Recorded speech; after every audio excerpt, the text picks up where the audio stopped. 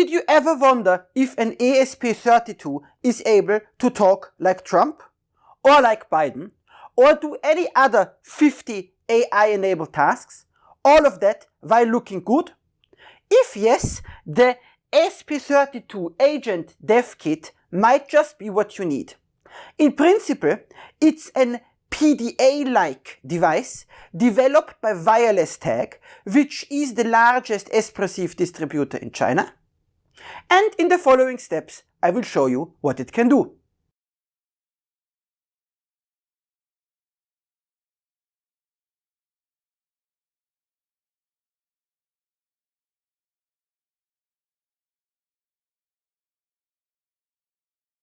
And here we have the shipment. It's the usual FedEx flyer, as you see here. And you know, you just cut in here at the back, like so. And here we have the box. What makes this neat is that this is still a pretty early prototype from Wendy. So probably the final unit, if you buy it, will be in a different form factor. Be this as it may, in we go. And this is neat, because we see inside, we actually already find the final packaging.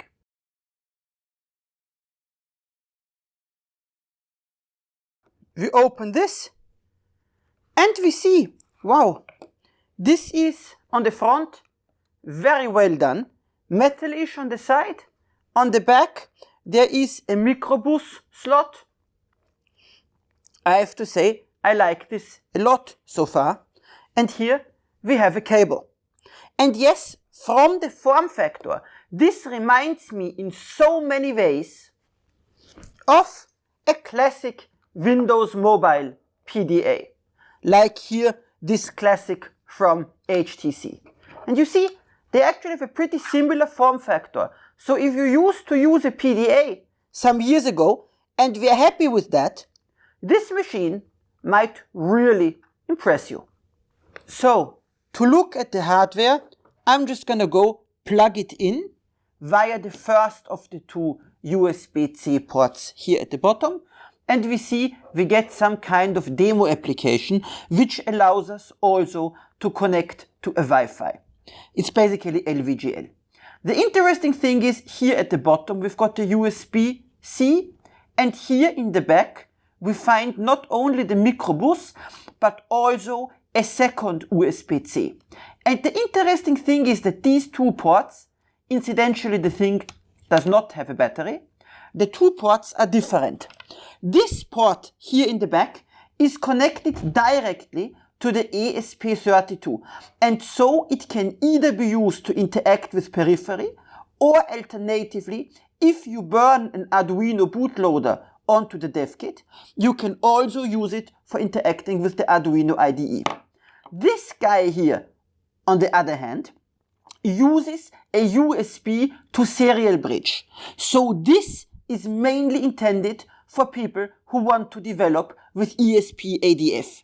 And yes, we've got the usual audio assembly, we've got a presence detector here on the front, and we've got this large screen, which I personally find very, very impressive, and which we will look at in more detail in the next step.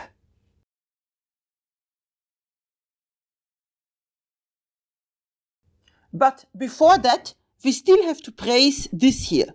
You see, not only have they exposed the boot button for selecting the boot mode of the ESP32 S3, but they also give you a microbus interface for expansion.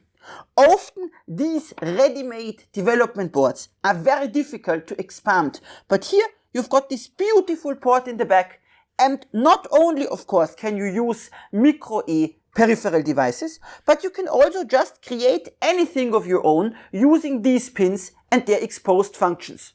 One extremely neat aspect of the design is what you see here, a 3D printable docking station. And the neat thing is that it uses the pin headers of the microbus connector to seat the device inside the docking station. So this can be very useful if you want to use it as a set-top box or something like that.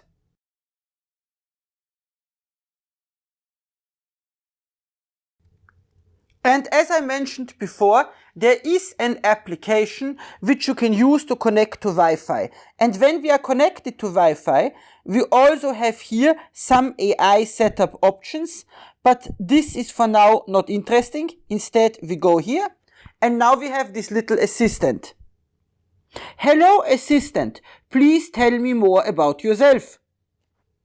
And we see it currently, but this is still very early, doesn't do much. Let's try again.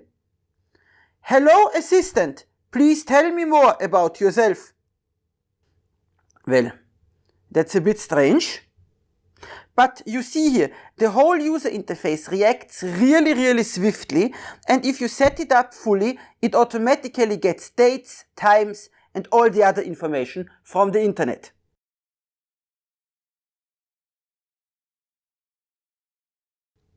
And in the next step, we again use the AI setup option, and now we come in here with the second phone, and we see that it finds itself a link, and we can click that, and it's already starting the cloud configuration process, as you see here.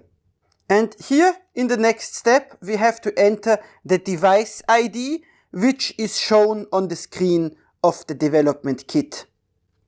And then we find ourselves in this environment here, where we can create a chat agent. And then you see here you've got various settings for the agent, including an API key and an API host, which I don't have here. So this is something I have to leave be for now. But you see here there's also an exchange coupons option. So they seem to be doing some kind of ecosystem play here. But just to reiterate, all what you are seeing on the screen here is just an elaborate LVGL application.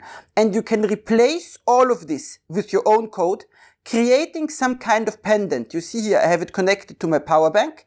You can have some kind of control pendant, for example, for a CNC machine or something similar. And it's really solidly built. You see, if I touch it, it doesn't squeak, it doesn't scream. This kind of case is definitely not cheap. And with that, I'm very thankful for your attention. If there are any questions, leave them down in the comments below. Thank you so much and see you soon.